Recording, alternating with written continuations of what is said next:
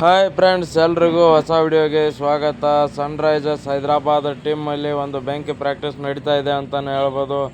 IPL 2025 ಇನ್ನೇನು 2 ದಿನಗಳು ಮಾತ್ರ ಬಾಕಿ ಉಳಿದಿದೆ ಮ್ಯಾಚ್ಗಳು ಶುರು ಆಗೋಕ್ಕೆ. ಅದಕ್ಕಿಂತ ಮುಂಚೆ ಎಲ್ಲ ತಂಡಗಳು ಕೂಡ ಒಂದು ಬೆಂಕಿ ಪ್ರಾಕ್ಟೀಸ್ ನಡೆಸ್ತಾ ಇದ್ದಾವೆ.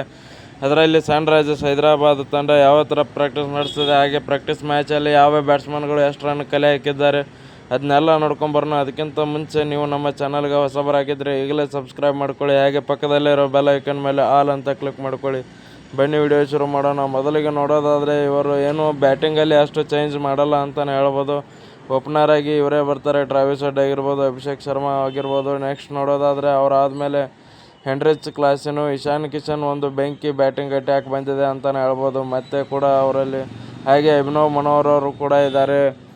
ಸನ್ರೈಸರ್ಸ್ ಹೈದರಾಬಾದ್ ಟೀಮಲ್ಲಿ ಒಂದು ಬೆಂಕಿ ಬ್ಯಾಟಿಂಗ್ ಅಟ್ಯಾಕ್ ಇದೆ ಅಂತಲೇ ಹೇಳ್ಬೋದು. ಹಾಗೆ ಇವರಿಗೆ ತಕ್ಕ ಸಪೋರ್ಟ್ ಒಂದು ಬಾಲಿಂಗ್ ಅಟ್ಯಾಕ್ ಇರಲಿಲ್ಲ. ಲಾಸ್ಟ್ ಇಯರಲ್ಲಿ ನೋಡಿದರೆ ಎಷ್ಟು ಬ್ಯಾಟಿಂಗಲ್ಲಿ ರನ್ ಬರ್ತಿತ್ತು, ಬಟ್ ವಿಕೆಟ್ಗಳು ಎತ್ತೋದ್ರಲ್ಲಿ ಬಾಲರ್ಗಳು ವಿಫಲವಾಗಿದ್ದರು ಅಂತಲೇ ಹೇಳ್ಬೋದು. ಈ ಸತಿ ಬಾಲಿಂಗಲ್ಲಿ ನೋಡೋದಾದರೆ ಮೊಹಮ್ಮದ್ ಶಮಿ ಅವ್ರನ್ನ ತೊಗೊಂಡಿದ್ದಾರೆ, ಒಬ್ಬ ಎಕ್ಸ್ಪೀರಿಯನ್ಸ್ ಹಾಗೆ ಒಂದು ಬೆಂಕಿ ಬೌಲರ್ ಇರಲಿ ಅಂತ. ನೆಕ್ಸ್ಟ್ ಇನ್ನೊಬ್ಬ ಬೌಲರ್ ನೋಡೋದಾದರೆ ರಾಹುಲ್ ಚಹರ್ ಅವರು ಕೂಡ ಇರ್ತಾರೆ. ಒಂದು ಸ್ಪಿನ್ ಅಟ್ಯಾಕಲ್ಲೂ ಕೂಡ ಒಂದು ಬೆಂಕಿ ಬಾಲಿಂಗ್ ಅಟ್ಯಾಕ್ ಮಾಡಿದ್ದಾರೆ ಅಂತಲೇ ಹೇಳ್ಬೋದು.